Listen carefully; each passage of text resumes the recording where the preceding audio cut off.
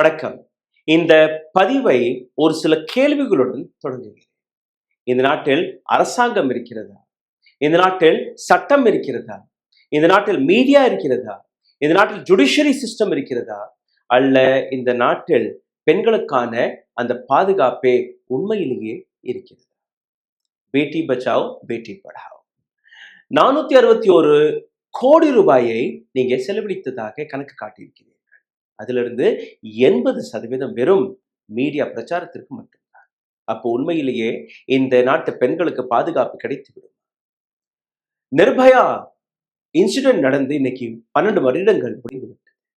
நிர்பயா ஆக்டை கூட நீங்க அமலுக்கு கொண்டு வந்து விட்டீர்கள். அந்த ஆக்டின் பேரில் 7000 கோடி ரூபாயை ஒதுக்கியதாக ஒரு தகவலும் வருகிறது. ஆனால் நிர்பயாவிற்கு பின்பு ஒருத்தருக்காவது தூக்கு தண்டனை கிடைத்தது. போக்சோ திட்டத்திற்கு கீழே அந்த சட்டப்படி யாரெல்லாம் கைதாகிறார்களோ அவர்களை நீங்க தூக்கில் ஏற்றுவீர்கள் என்று கூறினீர்கள். ஃபாஸ்ட் ட்ராக் கோர்ட்டை கொண்டு வருவீர்கள் என்று கூறினீர்கள். இன்னைக்கு வரை என்ன நடந்தது? 151 எம்பிக்கள் இன்னைக்கு பார்லிமெண்ட்ல இருக்கிறார்கள். இவர்கள் அனைத்து நபர்களுமே ரேப் குற்றவாளியாக இருக்கிறார்கள். அப்போ இந்த நாட்டில் நீதியை, நியாயத்தை எதிர்பார்க்க முடியும். இந்த நாட்டில் இருக்கக்கூடிய அனைத்து கட்சிகள், அது காங்கிரஸ் ஆக இருக்கட்டும், பிஜேபி ஆக இருக்கட்டும், டிஎம்கேவாக இருக்கட்டும், டிஎம்சிவாக இருக்கட்டும், இது போன்ற அனைத்து கட்சிகளிலுமே ஏதோ ஒரு இடத்தில் ஒரு கருப்பாடு நிச்சயமாக இருக்கிறது. ஆனால் அந்த கருப்பாடு என்று தெரிந்த பின் கூட அவர்களை நீங்க சப்போர்ட் செய்யக்கூடிய கட்சியாக இருந்தால் உங்கள் மீது எப்படி நாங்கள் கேள்வி கேட்காமல் இருக்க முடியும்? மமதா பானர்ஜி நேற்று கொடுத்த ஒரு ஸ்டேட்மெண்ட், என்னுடைய மாநிலத்தை நீங்க தீ வைத்து கொளுத்தினீர்கள்னா இந்த தீ உத்தரப்பிரதேஷ், பீகார், அசம் இதை விட்டு வைக்காது, டெல்லி வரை இந்த தீ பற்றி எரியும். அதாவது ஒரு சீஃப் மினிஸ்டர் மிரட்டுகிறாரா? தன் மாநிலத்தில் நடந்த ஒரு கொடூர ரேப் அண்ட் மர்டர் கேஸிற்கு பின்பு எந்த அளவில் நீங்களே அந்த குற்றவாளியை காப்பாற்றக்கூடிய வேலையை பார்த்தீர்களோ, உங்கள் மீது ஒரு அரசியல் கட்சி எந்த அளவில் போராட்டத்தை நடத்தி வந்ததோ, எந்த அளவில் அங்க இருக்கக்கூடிய பிஜேபி ஆர்ஜேகர் மெடிக்கல் கல்லூரியில் நடந்த அந்த அத்துமீறல்களை பற்றி எந்த அளவில் போராடி வந்தார்களோ, அதே போன்ற போராட்டம் ஏன் பிஜேபி தான் ஆளக்கூடிய மாநிலங்களில் நடத்துவதில்லை? இந்த கேள்வி நேரடியாக உத்தரப்பிரதேசத்தின் சீஃப் மினிஸ்டர் யோகி ஆதித்யநாத்தை பார்த்து, இந்த கேள்வி நேரடியாக அசமின் சீஃப் மினிஸ்டர் ஹேமந்த பிஸ்வ சர்மாவை பார்த்து, இந்த கேள்வி நேரடியாக சுவேந்து அதிகாரி, திலீப் கோஷ் அல்ல பிஜேபியில் இருக்கக்கூடிய ஒவ்வொரு தொண்டரையும் பார்த்து, இந்த கேள்வி நேரடியாக அமித்ஷா மற்றும் இந்த நாட்டு பிரைம் மினிஸ்டர் நரேந்திர தாமோதர் மோடியை பார்த்து. நான் உங்களுக்கு ஒரு படத்தை காட்டுகிறேன். இந்த படத்தை நீங்க பார்த்தீர்கள், உங்களுக்கு புரிய வரும். 2 பெண்கள் மாமரத்தில் தூக்கு போட்டுக் கொண்டார்களா? அந்த காட்சியை மட்டும் பாருங்கள். தரையிலிருந்து 15 அடி உயரத்தில் இந்த 2 பெண்களுமே தொங்கிக் கொண்டிருக்கிறார்கள். எந்த விதமான ஆய்வும் நடத்தாமல், எந்த விதமான இன்வெஸ்டிகேஷனும் நடத்தாமல், போஸ்ட்மார்ட்டம் ரிப்போர்ட்டிற்கு கூட காத்து கொள்ளாமல், அந்த ரிப்போர்ட்டோட ரிசல்ட்டை கூட பாராமல் போலீசார்கள், உத்தரப்பிரதேஷ் அரசாங்கம் இந்த பெண்களுடைய இறுதி சடங்கை முடித்திருக்கிறார்கள். ஹாத்ரஸை மறந்து விட்டார்கள், உன்னாவை மறந்து விட்டார்கள். இது போன்ற சிச்சுவேஷன் இன்சிடென்ட்ஸ்கள் ஒவ்வொரு முறையும் நடக்கும்போது கல்கட்டாவில் நடந்தால் அது ஒரு நேஷனல் நியூஸ் ஆக மாறுகிறது. 2012ஆம் ஆண்டு நிர்பயா வழக்கு ஒரு நேஷனல் நியூஸ் ஆக மாறுகிறது. ஆனால் உத்தரப்பிரதேசத்தில் நடந்தால் அது நேஷனல் நியூஸ் என்ன, ஒரு லோக்கல் நியூஸ் ஆக கூட வெளிவரும். எனக்கு இந்த பதிவை பதிவிடும் போதே நடுக்கமாக இருக்கிறது, பயம். ஏன் இந்த பயம்? காரணம், உத்தரப்பிரதேசத்தின் அரசாங்கம், யோகி ஆதித்யநாத் என்னை சிறையில் அடைத்து விடுவார். எப்படி சித்திக் கப்பனை 2.5 ஆண்டுகள் வரை ஹாத்ரஸ் விவகாரத்தை ரிசர்ச் செய்ய போன போது, ரிப்போர்ட் செய்ய போன போது அவரை நீங்க சிறையில் அடைத்தீர்களோ, அதே போன்று என்னையும் இந்த அரசாங்கம், டபுள் இன்ஜின் கி சர்க்கார் சிறையில் அடைத்து விடுவார். இதுதான் உத்தரப்பிரதேஷ் அரசாங்கத்தின் புதிய திட்டம், புதிய பாலிசி.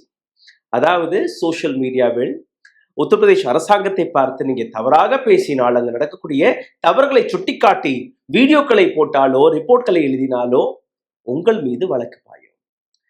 ஆன்டி நேஷனலாக நீங்க கருதப்படுவீர்கள். ஆன்டி நேஷனல் மட்டுமல்ல, உங்கள் மீது செடிஷன் வழக்குகள் போடப்படும். நீங்க ஆயுள் தண்டனைக்கு ஆளாவீர்கள். ஆனால் அதே நேரத்தில் இது போன்ற காட்சிகளை நான் செட்டைப்படுத்தாமல், இது போன்ற இன்சிடென்ட்ஸ்களை நான் எழுதாமல், பேசாமல், வாஹ் மோடிஜி, வாஹ் யோகிஜி என்று நான் பாராட்ட தொடங்கினேன் என்றால் என்னுடைய அக்கவுண்டில் 8 லட்சம் ரூபாய் வரும், நேரடியாக உத்தரப்பிரதேஷ் அரசாங்க சார்பாக. இந்த அளவில் பணத்தை கொடுத்து எங்களுடைய தன்மானத்தை, எங்களுடைய வேலையை விலை கொடுப்பதற்காக அந்த விலை பேசிவிட்டீர்கள். அவ்வளவு சாதாரணமாக எங்களை நீங்க விலை கொடுத்து வாங்க முடியாது. நியூ டிஜிட்டல் மீடியா பாலிசி 2024 வழியாக ஃபேஸ்புக், இன்ஸ்டாகிராம், எக்ஸ் பக்கம் அல்ல யூடியூபில் யாரெல்லாம் உத்தரப்பிரதேச அரசாங்கத்தை பாராட்டி புகழ்ந்து பேசுகிறார்களோ அவர்கள் 8 லட்சம் ரூபாய், யாரெல்லாம் இதே டிஜிட்டல் பிளாட்ஃபார்ம்ஸ்களில் அரசாங்கத்துடைய தவறுகளை சுட்டி காட்டுகிறார்களோ அவர்கள் தேச துரோகியா. இதே உத்தரப்பிரதேசத்தில் இன்னொரு இன்சிடென்ட்டும் நடந்திருக்கிறது. 2 மைனர் குழந்தைகள், ஸ்கூல் கேர்ள்ஸ் ஃப்ரம் உத்தரப்பிரதேஷ். ஒரு குழந்தை நேற்று தீ வைத்து இறந்து போனார், தன்னை தீ வைத்து கொளுத்தி கொண்டார். இது உத்தரப்பிரதேசத்தில் இருக்கக்கூடிய பரேலியிலிருந்து வரக்கூடிய இந்த இன்சிடென்ட். ஒரு குழந்தையுடைய வயது 9, இன்னொரு குழந்தையுடைய வயது 13. 9ஆம் வகுப்பில் படிக்கக்கூடிய இந்த மாணவி, 2 சக மாணவர்கள் இந்த பெண்ணுடன் தவறாக நடந்த தவறு விஷயங்களை செய்திருக்கிறார்கள். ஆக்ரா டிஸ்ட்ரிக்டை சார்ந்த அடுத்த நாள், அதாவது ஆக்ரா டிஸ்ட்ரிக்டை சார்ந்த இன்னொரு குழந்தை, அவரும் செக்ஷுவல் அபியூஸ் ஆகியிருக்கிறார், 9 வயது குழந்தை. இந்த விஷயம் அங்க இருக்கக்கூடிய பஞ்சாயத்திற்கு போயிருக்கிறது, அங்க இருக்கக்கூடிய போலீஸிற்கு போயிருக்கிறது. போலீசார்கள் அந்த பெண்ணுடைய தகப்பனாரை கூப்பிட்டு வைத்து மிரட்டி இருக்கிறார்கள், இந்த விஷயத்தை நீ ஃபைல் செய்யக்கூடாது, கேஸ் போடக்கூடாது, நீ வைத்திருக்கிறது ஒரு பெண் குழந்தை, உன்னுடைய பெண்ணுடைய மானம் கப்பலேறி விடும், அவர்களுக்கு என்ன ஆண்கள், நாளைக்கு வெளியில் வந்து மிரட்டி அந்த தகப்பனாரை எஃப்ஐஆரை கூட போட விடாமல் அனுப்பியிருக்கிறார்கள் என்கூடிய போலீசார். தகப்பனார் எதுவுமே செய்ய முடியாமல் வீட்டுக்கு சென்று தன்னுடைய சிச்சுவேஷன் எடுத்து வைத்திருக்கிறார். பெண்ணால் தாங்கக்கூட முடியவில்லை, பெட்ரோல் ஊற்றி தீ வைத்து கொளுத்தி கொண்டார். பிரைம் மினிஸ்டர் மோடியாக இருக்கட்டும், உத்தரப்பிரதேசத்தின் சீஃப் மினிஸ்டர் யோகி ஆதித்யநாத், அசாமின் சீஃப் மினிஸ்டர் ஹேமந்த் பிஸ்வ சர்மா நேற்று எந்த பதில் கொடுத்தார் என்று நீங்க பாருங்கள். தீதி, அதாவது மம்தா பானர்ஜியை பார்த்து கேட்டிருக்கிறார், என்ன தைரியம் உனக்கு, எங்களே மிரட்டி பார்க்கிறையா? இதுதான் தைரியம். நீங்க எந்த அளவில் வெஸ்ட் பெங்காலில் அந்த போராட்டத்தை நடத்தினீர்களோ, எந்த அளவில் அந்த போராட்ட களத்தில் நீங்க கேள்விகளை கேட்டீர்களோ ஆஸ் அ ஆப்போசிஷன் லீடர், இன்னைக்கு எங்க உங்களுடைய அந்த போராட்டம், உங்களுடைய அந்த சோ கால்ட் கோதி மீடியா? ஏன் இதை பற்றி யாருமே பேசவில்லை? ஏன் நீங்க உங்களுடைய எக்ஸ் பக்கத்தில் எதுவுமே எழுதவில்லை? ஏன் அந்த போராட்டத்தை நீங்க கையில் எடுக்கவில்லை? 2 பெண்கள் சிபிஐ என்கொயரிக்காக ஒரு டிமாண்ட் நடக்கிறது. இது தற்கொலை என்று மூடி மறைத்து விட்டார்கள். மாமரத்தில் தொங்கக்கூடிய அந்த முதலில் நான் காட்டிய அந்த படம், 2 பெண்கள் தற்கொலையா. இந்த இன்சிடென்ட் கான்பூர்ல இருக்கக்கூடிய 2 குடும்பங்களை சிதைத்திருக்கிறது. 2 பெண்கள், 2 பெண்களுமே டீனேஜர்ஸ். இந்த இடத்தில் நீங்க பார்த்தீர்கள்னா அங்க இருக்கக்கூடிய குடும்பத்தினர்கள், கிராம மக்கள், ஃபரூகாபாத் என்கிற இந்த கிராமத்தில் நடந்த இந்த இன்சிடென்ட்டுக்கு பின்பு சிபிஐ இன்கொயரி நடக்கணும் என்று கூறியிருக்கிறார்கள்.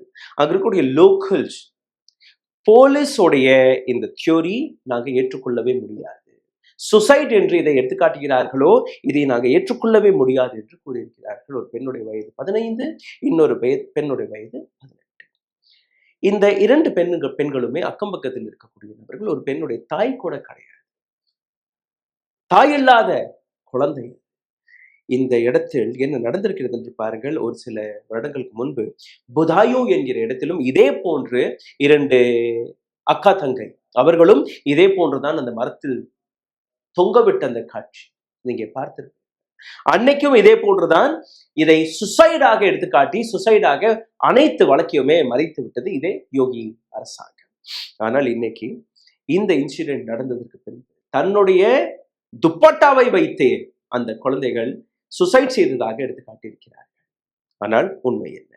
போஸ்ட்மார்ட்டத்திற்கு இந்த 2 குழந்தைகளுடைய பாடி அனுப்பியிருக்கிறார்கள். போஸ்ட்மார்ட்டம் ரிப்போர்ட் இதுவரை வெளிவரவில்லை. போலீசார்களே ஒரு தியோரி எழுதிவிட்டார்கள், சுசைட் என்று எடுத்து காட்டிவிட்டார்கள். குழந்தையுடைய தகப்பனார் ஒரு ஸ்டேட்மெண்ட்டை கொடுத்திருக்கிறார். I will not allow the bodies to be cremated until the proper investigation is conducted. The postmortem report is not credible and I do not believe they could have committed suicide by using their own dupatta. தகப்பனாருடைய வார்த்தைகளை கவனமாக கேளுங்கள்.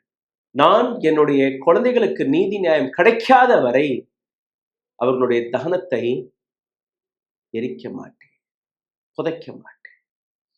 என்னுடைய குழந்தைகள் சந்தோஷமாக இருக்கக்கூடிய குழந்தைகள் தன்னுடைய துப்பட்டாவையை பயன்படுத்தி அவர்கள் தற்கொலை செய்ய மாட்டார்கள், நான் இதை நம்ப மாட்டேன் என்று அந்த குழந்தையுடைய அப்பா கதறி இருக்கிறார். ஆனால் யாருமே கேட்கவில்லை. இது மட்டுமல்ல, இன்னொரு அந்த சிறிய குழந்தை 15 வயது குழந்தையுடைய தகப்பனார் கொடுத்த ஸ்டேட்மெண்ட், எங்களுடைய மகள்கள் கற்பழிக்கப்பட்டு கொலை செய்யப்பட்டிருக்கிறார்கள், இவர்கள் சுசைட் தியோரி என்று எடுத்து காட்டுகிறார்களோ இதை நாங்கள் நம்ப மாட்டோம். கிரைம் இன்வெஸ்டிகேஷன் டிபார்ட்மெண்ட் இல்ல சிபிஐ இதற்கான ப்ரோபை நடத்தினால் மட்டும்தான். சிபிஐ மீது உங்களுக்கு நம்பிக்கை இருக்கிறதா? எந்த தீவிரமாக கால்கட்டா ஆர்ஜேகர் மருத்துவக் கல்லூரி அந்த டாக்டர் வழக்கை சிபிஐ கையில் எடுத்ததோ ஏன் இன்னைக்கு சிபிஐ அமைதியாக இருக்கிறது? இது டபுள் இன்ஜின் கி சர்க்கார் என்றால், அல்ல இது பிஜேபி ஆளக்கூடிய மாநிலம் என்றால், இதே எதிர்கட்சி மாநிலமாக இருந்தால் அந்த இடத்திலும் தீ வைத்து கொளுத்திருப்பீர்கள். அதைத்தானே மம்தா பானர்ஜி சுட்டி காட்டியிருக்கிறார்.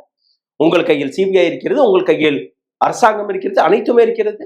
சென்ட்ரல் ஏஜென்சி கையில் இந்த முடிவு போனால் கூட ஓகே, நான் தவறு செய்திருக்கிறேன். நிச்சயமாக மம்தா பானர்ஜி தவறு செய்திருக்கிறார். அந்த சிச்சுவேஷனை சரியாக கையாளவில்லை. அங்க இருக்கக்கூடிய குற்றவாளிகளை காப்பாற்றக்கூடிய வேலையை மம்தா பானர்ஜி பார்த்திருக்கிறார். ஆனால் ஏன் இந்த தாமதம்? சிபிஐ கையில் தானே வழக்கு இருக்கிறது. சிபிஐ அந்த இன்கொயரி நடத்தி ஏன் அந்த ரிப்போர்ட்டை பப்ளிக் முன் எடுத்து வைக்கவில்லை? ஏன் இந்த வழக்கை சிபிஐ கையில் எடுக்கவில்லை? இது போன்ற பல்வேறு கேள்விகள் இன்னைக்கு வெளிவர தொடங்கிவிட்டது. கிராம மக்கள், இந்த குழந்தைகளுடைய சொந்தக்காரர்கள், அவர்களும் ஸ்டேட்மெண்டை கொடுத்திருக்கிறார்கள்.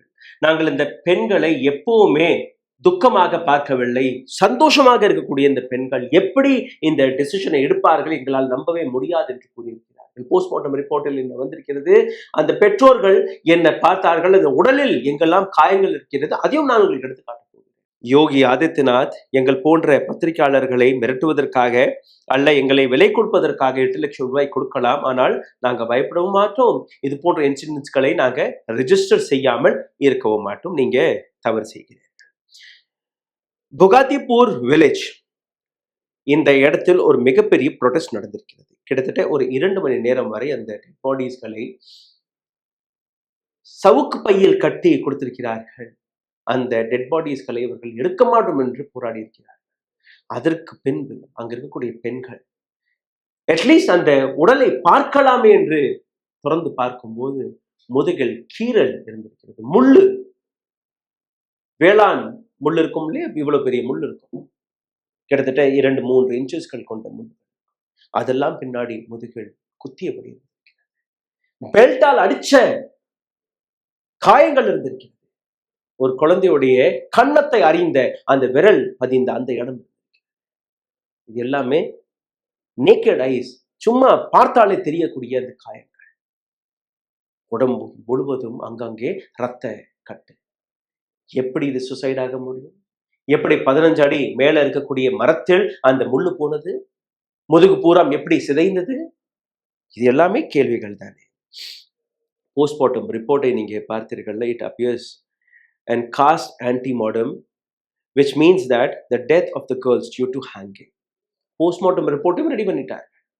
தானாகவே மேலே ஏறி அவர்கள் தற்கொலை செய்தார்களா, அல்ல யாரோ மேலே ஏற்றி விட்டு அவர்களை இழுத்து அவர்களை ஹேங் செய்தார்களா? இதுதான் இங்க கேள்வி. No external injuries on the body. போலீஸோடைய ரிப்போர்ட் படி அந்த இன்வெஸ்டிகேஷன்ல பார்த்தீர்கள்னா எந்த விதமான காயங்களும் அந்த குழந்தைகளுடைய உடலில் இல்லை என்று கூறியிருக்கிறார். சூப்பரிண்டென்டென்ட் ஆஃப் போலீஸ், ஃபரூக்காபாத்தின் சூப்பரிண்டென்டென்ட் ஆஃப் போலீஸ் பிரியதர்ஷினி இந்த விளக்கத்தை கொடுத்திருக்கிறார். எந்த விதமான காயமெல்லாம் கிடையாது. சரி, இந்த வழக்கை நீங்க ரெஜிஸ்டர் செய்தீர்களா என்று கேட்டபோது, இல்ல, இன்னும் இதுவரை அந்த குழந்தையுடைய பெற்றோர்கள் எங்களிடம் வந்து எந்த விதமான கம்ப்ளைண்ட்டையும் லாட்ஜ் செய்யவில்லை. அப்போ இவ்வளோ பெரிய இன்சிடென்ட் நடக்கிறது. பெற்றோர்கள் வந்து அந்த கேஸை ரெஜிஸ்டர் செய்வதற்காக நீங்க காத்து கொண்டிருப்பீர்களா? இதுதான் டபுள் இன்ஜின் கேஸ் இருக்காரா? இது மட்டுமல்ல, அந்த மரத்திற்கு அருகே நீங்க பார்த்தீர்கள்ல, ஒரு சிம் கார்டு கிடைத்ததாக கூறியிருக்கிறார்கள். அந்த குழந்தைகளுடைய இன்னர் வேரில் ஒரு போன் கிடைத்ததாக கூறியிருக்கிறார்கள். எப்படியெல்லாம் பிளான் செய்திருக்கிறார்களா, அல்ல இதற்கு பின்னாடி வேற ஏதோ தியோரி இருக்கிறது, அதையும் நீங்க பார்க்க வேண்டும். ஒரு பெண்ணுடைய தகப்பனார் அந்த செல்போனை இந்த குழந்தையுடைய கசனுடைய போனாக கண்டுபிடித்திருக்கிறார். அது ஒரு தியோரியாக பார்க்கப்படுகிறது. ஆனால் எப்படி அந்த செல்போன், அந்த சிம் கார்டு அந்த குழந்தைகளுடைய பாடி அந்த ஆடையில் போனது, இது ஒரு இன்வெஸ்டிகேஷனுக்கான விஷயம். ஒரு குழந்தையுடைய தாய் இறந்து விட்டார் என்று நான் கூறினேன். அவருடைய தகப்பனார் அதுக்கு முன்பு இந்த குழந்தை வந்து டெல்லியில எங்கேயோ ஒரு சின்ன சின்ன வேலையை பார்த்திருந்திருக்கிறார். இவரால் சமைக்க முடியவில்லை என்று அந்த குழந்தையை கூட்டி வந்திருக்கிறார். 3 மாதங்களாக இந்த 2 பெண்களுமே சகோதரியாக ரொம்பவே நெருக்கமாக பழகியிருக்கிறார்கள். எங்க போனாலும் கூடவே போறது, எங்க வந்தாலும் கூடவே. ஜன்மாஷ்டமி கோவிலுக்கு சென்றிருக்கிறார்கள் இந்த 2 பெண்கள். ஆனால் வீட்டிற்கு திரும்பவில்லை. அவர்களுடைய டெட் பாடி தான் மரத்தில் தொங்கியதாக நீங்க பார்த்து வருகிறீர்கள். ஏன் பிஜேபி அரசாங்கம் இவ்வளோ பெரிய இன்சிடென்ட்க்கு பின்பு கூட அமைதியாக இருக்கிறது? எதற்காக பிஜேபியுடைய இந்த ஆன்டி விமன் திங்கிங் ஆட்டிடியூட் ஏன் மாறவில்லை? தலித் பெண்களுக்கு எதிராக நடக்கக்கூடிய இந்த கொடூரங்களை பற்றி ஏன் நீங்க வாய் திறப்பதில்லை? இந்த அனைத்தையுமே சமாஜ்வாதி கட்சியை சார்ந்த மூத்த தலைவரான அகிலேஷ் யாதவ் கேட்டிருக்கிறார். அந்த லிஸ்டை நீங்க பார்க்கிறீர்கள். The silence of BJP government in this case is disturbing. Perhaps there are 2 reasons for this. One is BJP's anti-women thinking and attitude, and other is their being Dalits. அவர்கள் தலித் என்கிற காரணத்தால் யாருமே பேசவில்லை. இது மட்டுமல்ல, பிஜேபியின் ஸ்போக் பர்சன் ராகேஷ் திரிபாட்டி என கூறியிருக்கிறார், போலீஸ் இன்வெஸ்டிகேஷன் நடக்கிறது, போஸ்ட்மார்ட்டம் ரிப்போர்ட் நாங்க பார்த்து கொண்டிருக்கிறோம், பிரைமா ஃபேசியா இது வந்து ஒரு சுசைடாக தான் இருக்கிறது. அகிலேஷ் யாதவ் போன்ற நபர்கள் இது போன்ற இன்சிடென்ட்ஸ்களை திசை திருப்பக்கூடிய வேலையை பார்த்து வருகிறார்கள். அவர் சீஃப் மினிஸ்டராக இருந்தபோது பெண்களுக்கு எதிராக நடந்த பல்வேறு இன்சிடென்ட்ஸ்கள் இதைவிட பல மடங்கு அதிகமாக இருந்தது. யோகி ஆதித்யநாத்தோடைய அரசாங்கத்தில் எந்த விதமான கிரைமும் நடக்கவில்லை. அப்படி நடந்தால் அவர்களை நாங்கள் விட மாட்டோம். எப்படி? எங்களை பற்றி பேசினீர்கள்லாம் உங்களை சிறையில் அடைத்து விடுவோம், எங்களை பாராட்டி பேசினீர்கள்லாம் உங்களுக்கு 8 லட்சம் ரூபாய் கொடுப்போம் என்றார். இதுதான் உங்களுடைய கவர்னன்ஸா? ஆம் ஆத்மி பார்ட்டியின் சஞ்சய் சிங் அவரும் இந்த விஷயத்தில் மிக கடுமையாக பேசியிருக்கிறார். எப்படி நீங்க அமைதியாக இருக்கிறீர்கள் என்று. பிரியங்கா காந்தி காங்கிரசின் தலைவி, அவர் சோசியல் மீடியாவை எடுத்து பேசியிருக்கிறார். என்ன அவசரம் உங்களுக்கு? கிரிமினேஷனுக்கு ஏன் இவ்வளவு அவசரப்பட்டீர்கள்? 2 பெண்களுடைய போஸ்ட்மார்ட்டம் ரிப்போர்ட் வருவதற்கு முன்பே ஏன் நீங்க அவசரப்பட்டீர்கள் என்கிற இந்த கேள்வி. இது மட்டுமல்ல, இது போன்ற ஒரு கொடூரமான செயல் ஒரு தலித் பெண்கள் ஃபரூக்காபாத்தில் இந்த அளவில் நடக்கிறது. தகப்பனாருடைய எத்தனையோ கேள்விகள் வெளிவந்து கொண்டிருக்கிறது. அவர் கூறக்கூடிய அனைத்தையுமே நீங்க ஓரம் கட்டி விட்டீர்கள். What happen to his daughters? இந்த கேள்வி அவர் கேட்கலாமா? கேட்கக்கூடாது. Why is there a rush from the authorities to cremate the bodies? ஏன் அங்க இருக்கக்கூடிய அரசு அதிகாரிகள் அந்த பாடிஸை கிரிமினேட் செய்வதற்கான அனைத்து வேலையுமே பார்த்தார்கள். பிரியங்கா காந்தியுடைய இந்த கேள்வி. இது மட்டுமல்ல, administration's handling of this case raises several questions. Similar pattern of neglect of cruelty have been observed in the past cases. அங்க இருக்கக்கூடிய அதிகாரிகள் அவர்கள் மீது, அரசாங்கத்தின் மீது பல கேள்விகள் வர தொடங்கிவிட்டது. இதற்கு முன்பு இதே போன்ற எத்தனையோ வழக்குகளை இதே போன்றுதான் இவர்கள் தவறான முறையில் கையாண்டிருக்கிறார்கள். ஹாத்ரஸாக இருக்கட்டும், உன்னாவாக இருக்கட்டும். The repeated occurrence of such incidents prompts a broader question. Should Dalits, marginalized communities, the poor, women raise themselves to lack of justice remain hopeless. மிக முக்கியமான கேள்வி. தலித், ஏழை பெண்கள், குழந்தைகள், அவர்களுக்கு நீதி நியாயம் கிடைப்பதற்கான எந்த வழியுமே கிடையாது. அவர்கள் ஹோப்லெஸ்ஸாக இருக்க வேண்டும். இது மட்டுமல்ல, இந்த குழந்தைகளுடைய தகப்பனார் 5 கேள்விகளை கேட்டிருக்கிறார். முதல் கேள்வி, ஏன் போலீஸ் அந்த இடத்திற்கு ஃபாரன்சிக் டீம் வருவதற்கு வெயிட் செய்யவில்லை? ஃபாரன்சிக் டீம் வரணும், அந்த இடத்தில் இருக்கக்கூடிய பல்வேறு தடயங்களை அலசணும், ஏன் அவர்கள் அதற்காக காத்துக்கொள்ளவில்லை? இது மட்டுமல்ல, அந்த இடத்தில் ஒரு கத்தி எடுத்து வரப்பட்டது வீட்டிலிருந்து. இந்த கத்தியை வைத்துதான் அந்த துப்பட்டாவை அவர்கள் அறுத்தார்கள். ஏன் அந்த உடலை இவ்வளவு அவசரப்பட்டு நீங்க இறக்கினீர்கள்? ஏன் இந்த ஹரிபரி என்று கேட்டிருக்கிறார். முதல் கேள்வி. 2வது கேள்வி, அந்த குழந்தைகளுடைய பாடி தரையிலிருந்து 15 அடி உயரத்தில் இருந்திருக்கிறது. எப்படி அந்த இடத்திற்கு அந்த குழந்தைகள் போக முடியும்? எப்படி அவர்கள் அங்கு தொங்க வைக்கப்பட்டார்கள்? இது ஒரு கேள்வியாக இருக்கிறது. இது மட்டுமல்ல, அந்த சின்ன பெண், அதாவது 15 வயது ஒன்று, 18 வயது 18 வயதில் இருக்கக்கூடிய அந்த பெண்மணியுடைய உடல் கொஞ்சம் ஹெவியாக இருக்குமா? அப்படின்னு நீங்க தொங்க வைத்திருந்தால் கூட அந்த ஹெவியாக இருக்கக்கூடிய பெண்ணுடைய சடலம் தானே கீழே தொங்கி இருக்கணும். இந்த இடத்தில் ரிவர்ஸ் ஆக இருந்திருக்கிறது. 15 வயது குழந்தை, அந்த உடல் கொஞ்சம் கம்மியாக இருக்கக்கூடிய குழந்தையுடைய பாடி கீழையும், ஹெவியாக இருக்கக்கூடிய குழந்தையுடைய பாடி கொஞ்சம் மேலே இருந்திருக்கிறது. இதையும் பார்த்திருக்கிறார். 2 குழந்தைகள் ரொம்பவே நார்மலாக, ரொம்பவே சந்தோஷமாக இருந்திருக்கிறார்கள். இது அனைத்து நபர்களுமே கூறி வருகிறார்கள். எந்த விதமான பிரச்சனையும் கிடையாது. சுசைடுக்கான எந்த விதமான காரணமும் இல்லாத போது எப்படி சுசைடு என்கிற இந்த தியரிக்கு நீங்க வந்தீர்கள்? இது ஒரு கேள்வி. போலீஸ் என்ன கூறுகிறார்கள் என்றால், எந்த விதமான எக்ஸ்டர்னல் இன்ஜுரியை இல்லை என்று கூறுகிறார்கள். ஆனால் பெற்றோர்கள் அந்த உடலை போட்டோ படம் எடுத்திருக்கிறார்கள். அந்த எங்கெல்லாம் காயங்கள் இருக்கிறதோ அனைத்தையுமே அவர்கள் படம் பிடித்து வைத்திருக்கிறார்கள், வீடியோ வைத்திருக்கிறார்கள். பல்வேறு இடங்களில் ரெட் மார்க்ஸ் இருந்திருக்கிறது. அவர்களுடைய முதுகில் அந்த நான் தொடக்கத்திலே கூறியபடி அந்த முள்ளு காயங்கள் இருந்திருக்கிறது. இது போன்ற காயங்களை வைத்து எப்படி இதை நீங்க சுசைடாக பார்க்க முடியும்? இது மட்டுமல்ல, we have lodged murder complaint with the police, but no case has been registered yet.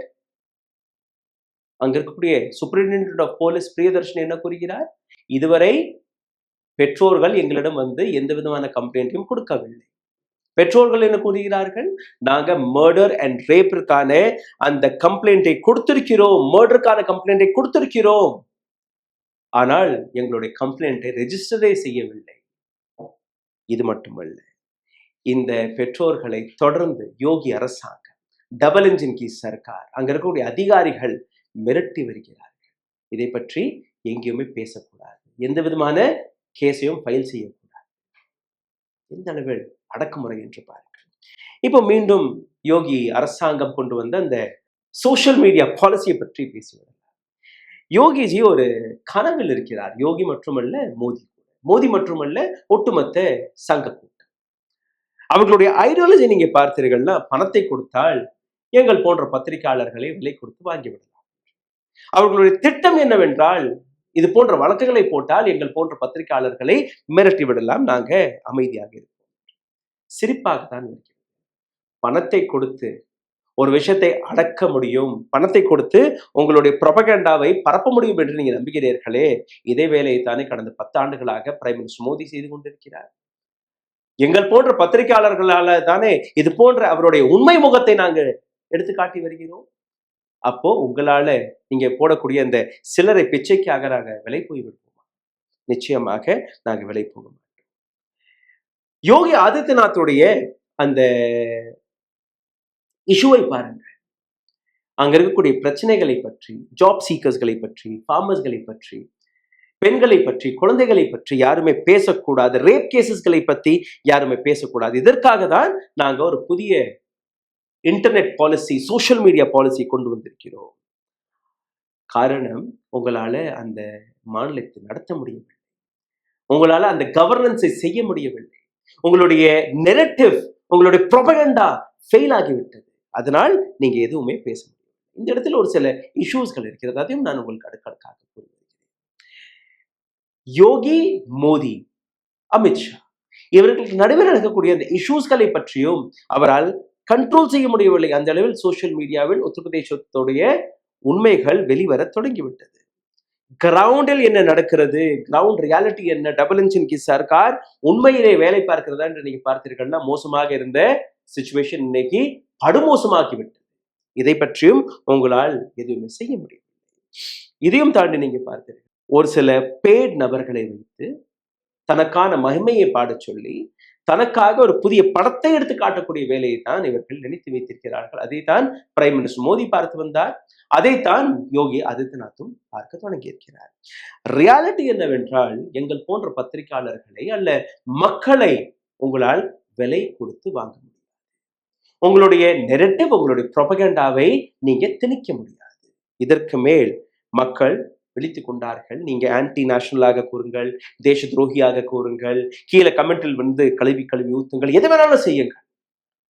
இதற்கு மேல் மக்களை உங்களால் முடக்க முடியும் என்று நீங்க நினைத்தீர்கள்னா அது முடியாது. ஏன்னா உங்களுடைய ட்ராக் ரெக்கார்டே அப்படிதான் இருக்கிறது. உங்களுடைய ட்ராக் ரெக்கார்ட் ரொம்ப சுத்தமானதெல்லாம் கிடையாது. உங்கள் மீதே வழக்கு இருந்தது.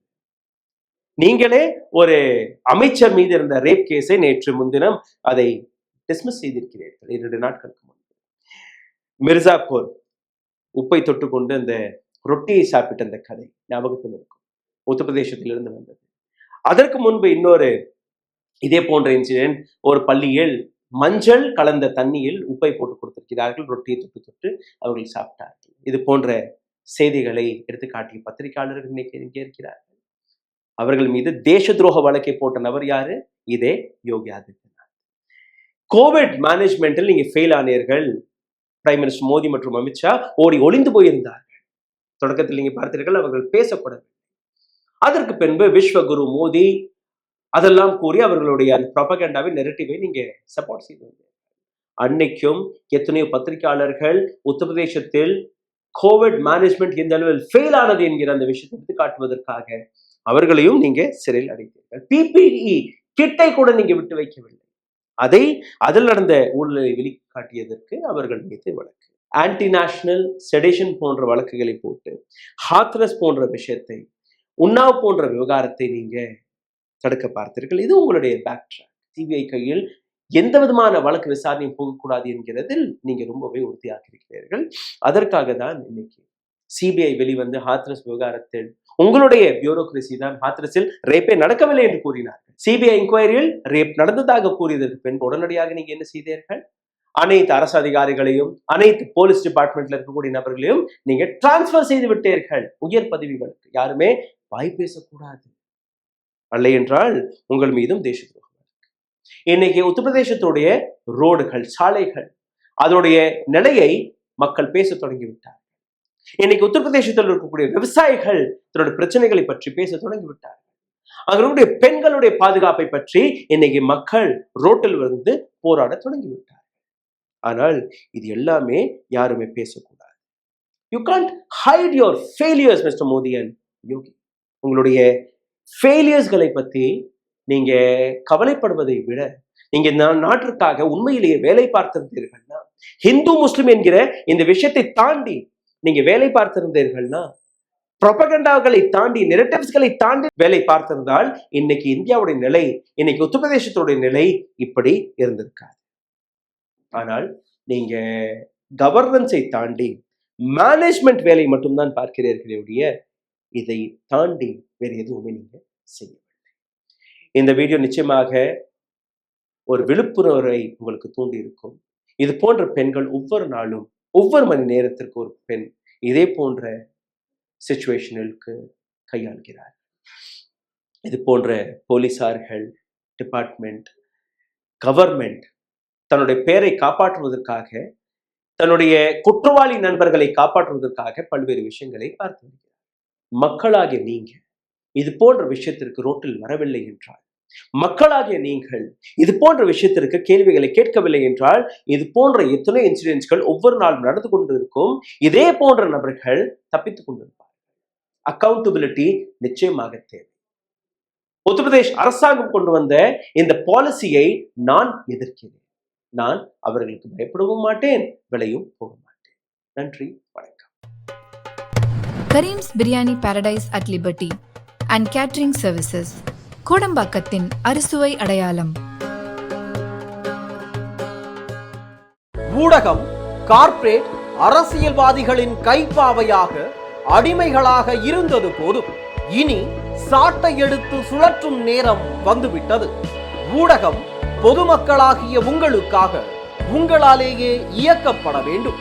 ஊடக சுதந்திரத்திற்காக உங்களின் பங்களிப்பை இன்றே அளித்திடுங்கள்.